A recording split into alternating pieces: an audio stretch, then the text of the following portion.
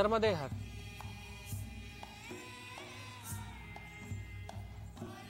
अमृतस्य पद परिक्रमा।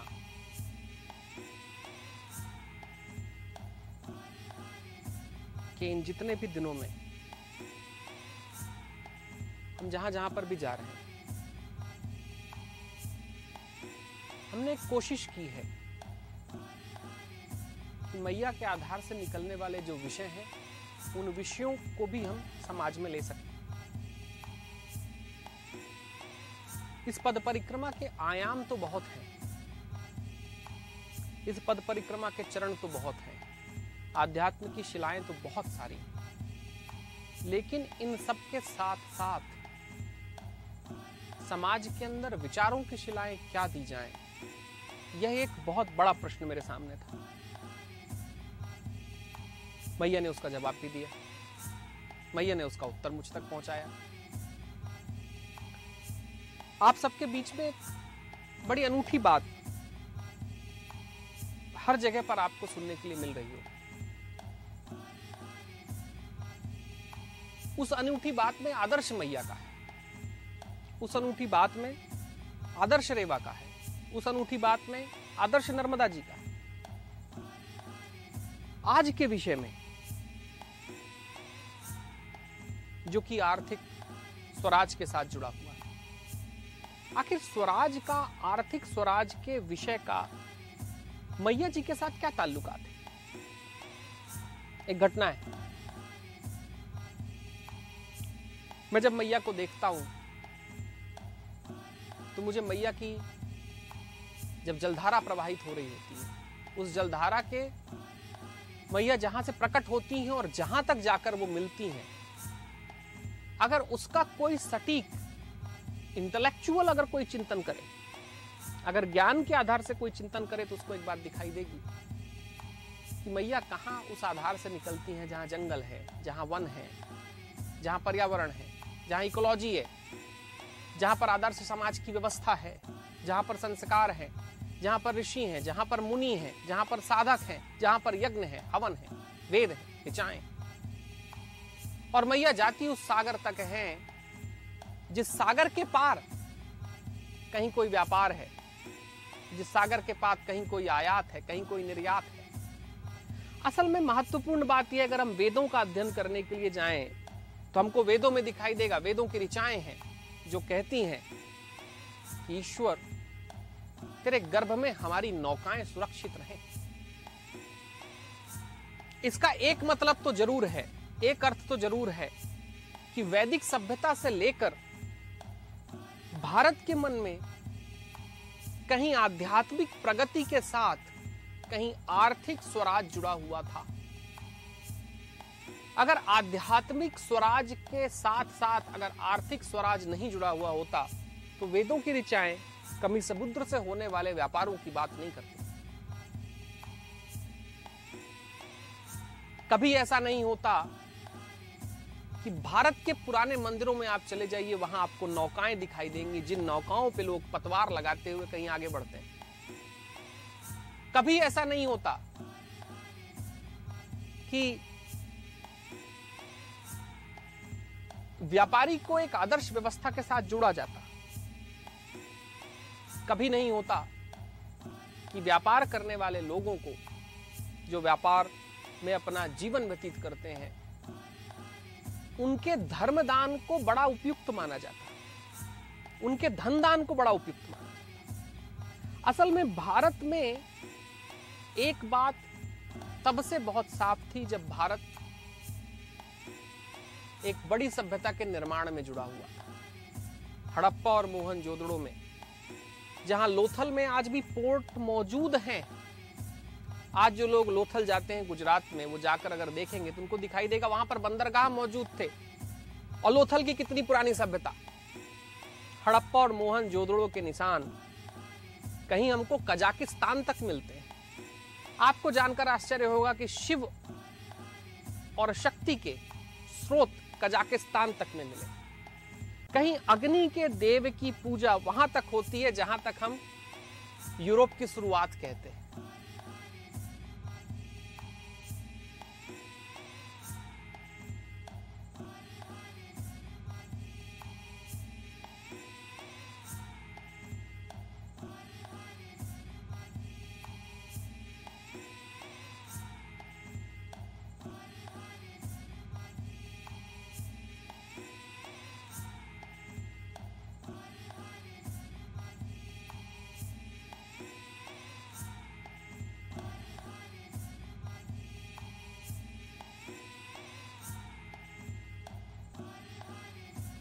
असल में भारत और भारत के आधार में एक बात बहुत क्लियर थी, बहुत साफ थी कि अगर भारत को आध्यात्मिक उन्नति का रास्ता समाज के अंदर देना है तो उसके अंतर्गत आर्थिक स्वराज भी देना पड़ेगा।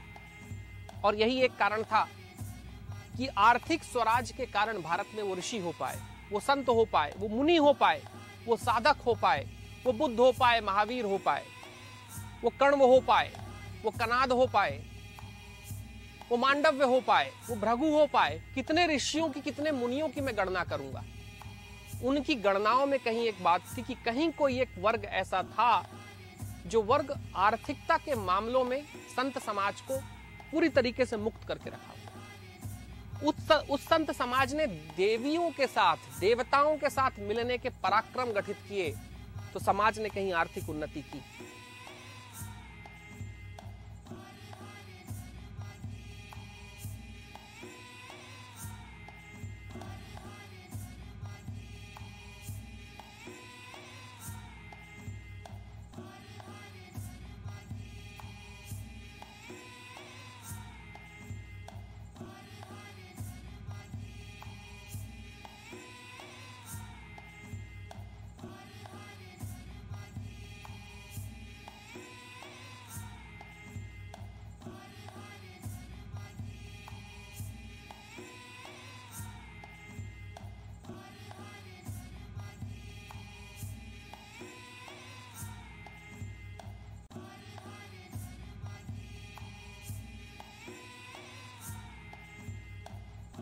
दुर्घटना हुई, एक भारत के अंदर दुर्घटना हुई।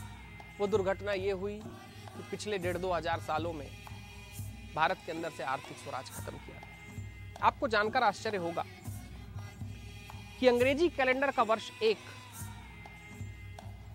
और वो इतिहास है, आप सब देख सकते हैं कि अंग्रेजी कैलेंडर के वर्ष 1 में इस भारत का पूरी दुनिया के लिए जीडीपी में जो सहयोग था वो 32% था। जब वो 32% था तभी इस राष्ट्र में कहीं नए मंदिर गढ़े जा रहे थे, कहीं नए शास्त्रों का लेखन चल रहा था, कहीं पर नए विचारक पैदा हो रहे थे, आयुर्वेद की सीमाएं गठित की जा रही थी, कहीं मंसार रचा जा रहा था, कहीं कालिदास बैठकर नए नए प्रयत्न कर रहे थे।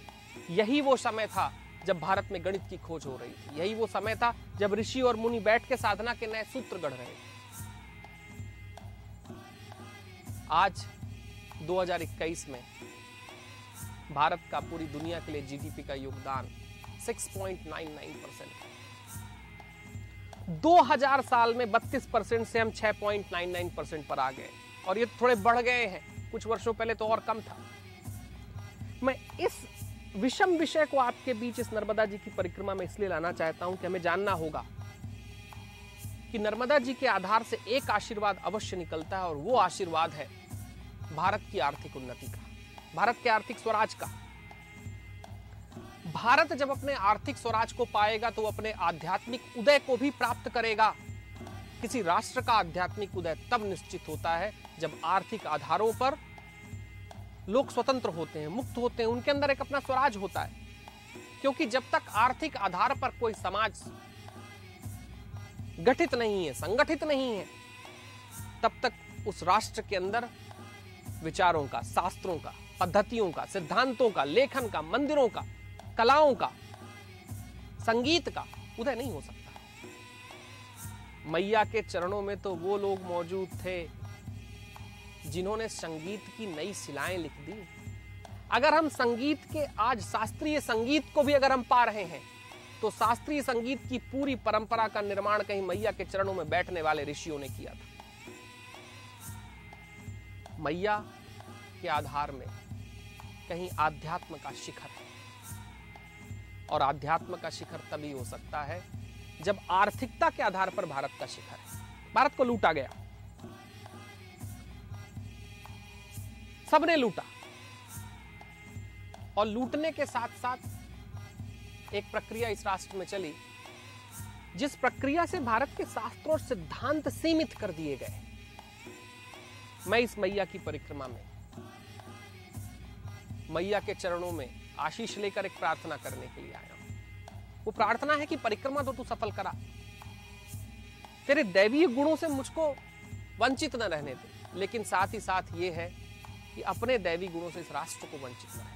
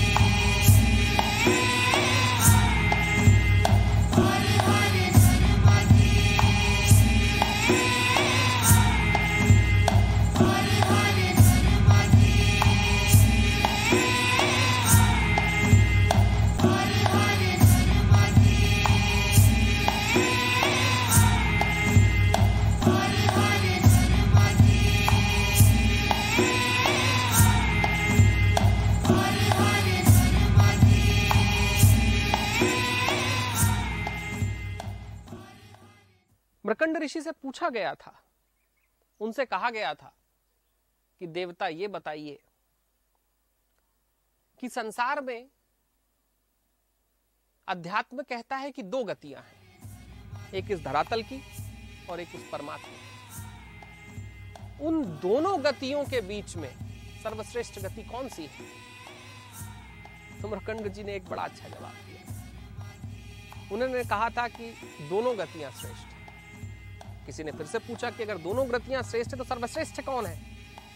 तो बोले एक गति से दूसरी गति और दूसरी गति से पहली गति होती है, आपस में समानुपात है। बोले देव की गति के लिए आर्थिक गति, समाज की गति आवश्यक होगी, और जितनी हम देव की गतियां करेंगे उतनी आर्थिक गति बढ़ती चली जाएगी, स्वराज की गति बढ़ती चली जाएगी। श्री अरविंद ने जो कहीं इन्हीं क्षेत्रों से, नर्मदा जी के क्षेत्रों से जहां इनको आशीर्वाद मिला था, इसी चांदोद के आसपास से कहीं उनको पहली बार जीवन में आध्यात्म का स्पर्श मिला था, उन्होंने आर्थिक स्वराज की बात करते हुए कहा था कि भारत की चेतना का उदय तब तक नहीं हो सकता जब तक भारत के अंदर आर्थिक स्वराज की प्राप्ति नहीं होती। ये बात उन्होंने कही थी 1906 में, जब भारत पराधीनता के पूरे आधार पर। और ये बात उन्होंने कही थी जब वो जानते थे कि भारत की आध्यात्मिक उन्नति में आर्थिकता की उन्नति क्या है। मैया एक आशीष दे कि हम आर्थिक आधार को पश्चिम की आंखों से न देखते रह जाएं। हम आर्थिकता के स्वराज को कहीं पूर्व की आंखों से, कहीं इस राष्ट्र की आंखों से देख सकें। एक तरफ पश्चिम में विस्तार हुआ है, आर्थिक थोड़ी मोड़ी प्रगति हुई है, लेकिन आध्यात्म वंचित है। जीवन क्यों है, ये प्रश्न से व्यक्ति वंचित है। भारत में एक काम हो कि हम आर्थिकता की लगातार प्रगति करते रहें, हम आर्थिकता के नए आयाम लिखते रहें, लेकिन तब उसी ही वक्त हम मैया के चरणों पर भी आते रहें। हम जीवन के निश्चयों की गणना भी कर सके, हम ये भी जान सके कि शास्त्रों के उदय की परंपराएं क्या हैं, हम ये भी जान सके कि वेदों की शिखाओं की, ऋचाओं की, उनकी अग्नि की आकांक्षाएं क्या है। हम ये भी जान सकें कि मैया की परिक्रमा में केवल दैवीता नहीं है, केवल देवता नहीं है, इस संसार का समस्त कल्प है। नर्मदे हर।